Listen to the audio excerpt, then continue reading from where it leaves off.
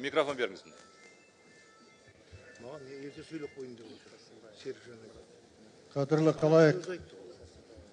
Осыны тоқтатамыз ба? Тағы сөйлейтін. Менің аты жөнім Рысбек Сәрсенбайұлы, Жасыл Алаш газетінің бас редакторымын.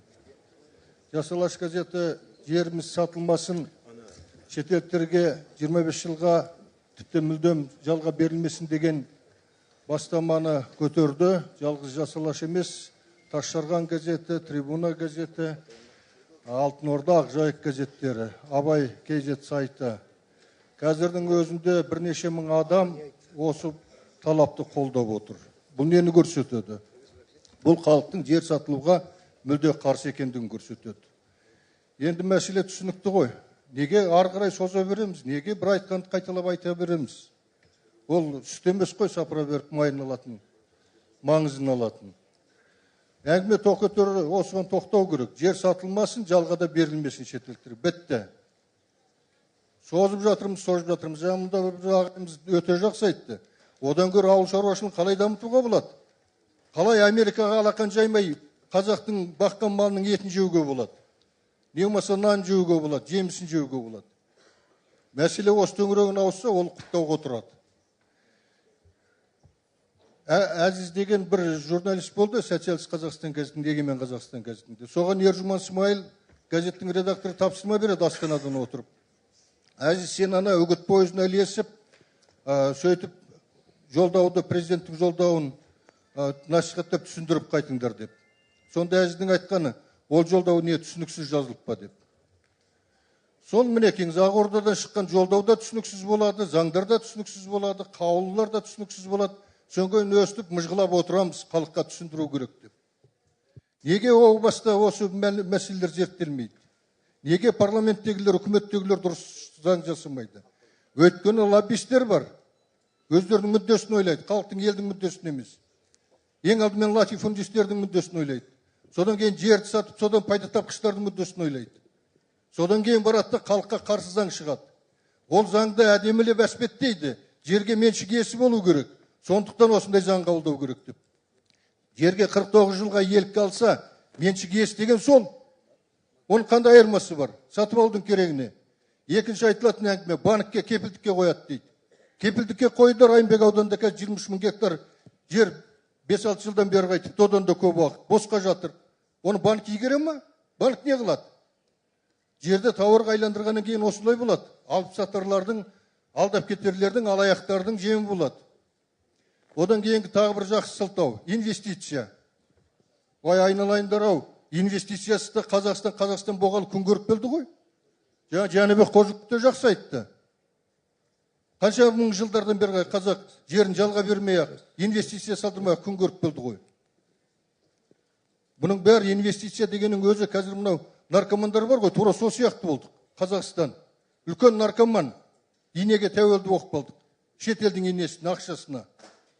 Онсыз әрекет ете алмайды. Наркомандар дегеніңіз білесіздер, өзі дәрменсіз, шамасы жоқ, жұмыс істемейді, табыс табылмайды. Ата-анасынан не болмаса бауырларына алақан жайып қалған. Қазақстанда осындай тырнақшаның ішіндегі нашақорлық дерттен құтқарайық, дімкестіктен құтқарайық. Жолын қарастырайық. Ақша жоқ болса, инвестиция ақша ғой сырттан келетін. Толып жатыр. Панама... Алло, естімей қалып жатыр. Офшорлық зонадағы миллиардтарды қазақстандықтардың, соларды қайтартайық. Парламенттегі, үкіметтегі мырзалар, соған қатаң заң жасаңыздар, іске асыртыңыздар. Бастасын президенттің өзінің төңірегіндегі адамдар ақшаны алып кеп салсын Қазақстанға. Ақша дегеніңіз сол. Ақша дегеніңіз миллиардтап жемқорлардың өңешінен кетіп жатыр. Миллиардтаған ақша әр министрлікте, әр салада, әр облыста игерілмей қалып жатыр. Міне осы ақшаны пайдаланса, жерді көркейтуге, жерді құнарландыруға болады ғой. Әбден болады. Таяуда ғана президент Ресейде болды, Евразиялық одаққа байланысты жаңағы Ресейде 25 миллиард долларға біз келісім шартқа қол қойдық деді. Оларға біз керемет жағдай жасаймыз деді. Салықтардан босатамыз деді.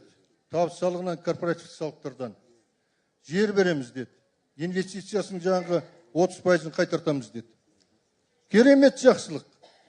Әрине олар ертең шауып біледі. А неге осыны өзіміздің диқандарға жасамаймыз? Неге осыны өзіміздің малшыларға, бағбандарға жасамаймыз? Осындай жағдай жасайықшы. Жерді сатудың да, шетелдіктер шақырудың да керек болмай қалады. Бізде қазір ауылда жұмыс істейтін маман қалмай қалды. Кәсіп техникалық училищелер жоқ. Бұрынғы білген мамандар жермен жұмыс істейтін агрономдар, мал мамандары. Қартайды, орнын басатын жастар жоқ. Ал онда шетелден шақырайық, Қытайдан, басқа жақтан. Адамдар келмегенде қайтеді.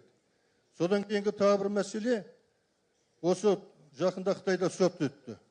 Кімді соттады дейсіздер ғой? Сумай сатқан өздерінің адамдарын соттады. А Сумай неден жасаған? Сумайды канализациядағы қалдықтан жасаған. Оны дәмханаларға, мейрамханаларға, ас үйлеріне таратқан. Бұрын естіп көріп жүрміз. Жасанды күріш алатындарын, шошқаның сиырын, сиырдың етін айландырып жіберетін. Енді мынандай шығып отыр. А бізге керек сол ма? Осындай азық-түлікпен өмір сүруіміз керек пе? Білесіздер, Қытай өзінің ауыл шаруашылығының жерінің 40%-ін уландырып істен шығарып алғанды. Жұрт бекер айтпайды. Мынау Қытайдан қауіп, үлкен қауіп. Ол сатылмайды деген бос сөз. Біздің сатылғыш шенеуніктеріміз, сатылғыш мекемелеріміз, оларға жол бермеуді қадағалайтын тағы да сатылғыш органдарымыз бәріне көз жұмып қарайды. Ертең қазақтың жері сатылып кеткеннен кейін неміз қалады? Одан да басқа елге көшуіміз қалады. Ағайындар, бұл жерде үлкен мәселе бар. Біз жауыз дегіміз келмейді. Елдің тыныштығын ойлаймыз. Бірақ елдің тыныштығын бұзатын нәрсе ең алдымен осы заң деп ойлаймын мен.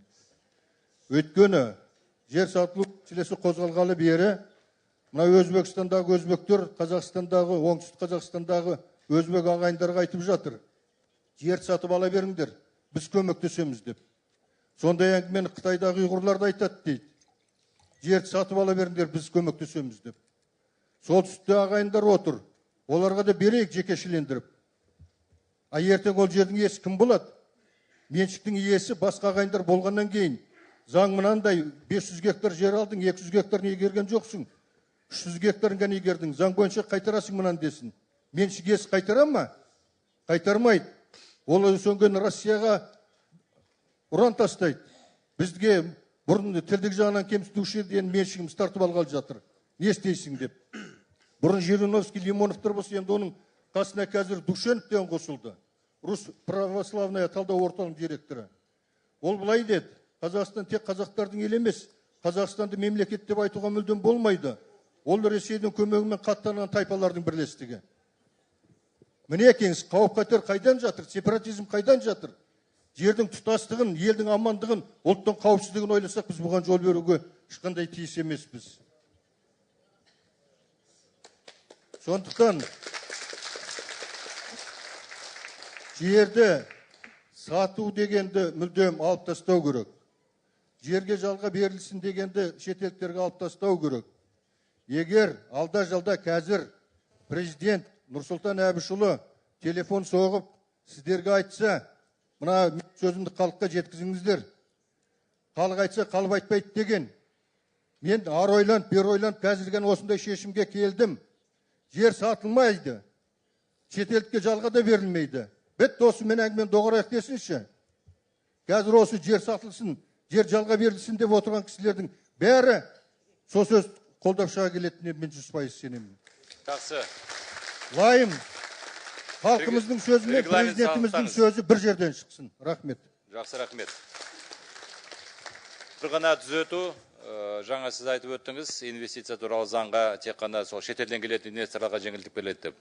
Ол жерде шетелдік жоқ, ішкі инвесторды бөлу жоқ. Қазақстанның кез келген азаматы инвестиция құятын болса, тура сондай жеңілдікті алады. Оны халыққа дұрыс жеткізу.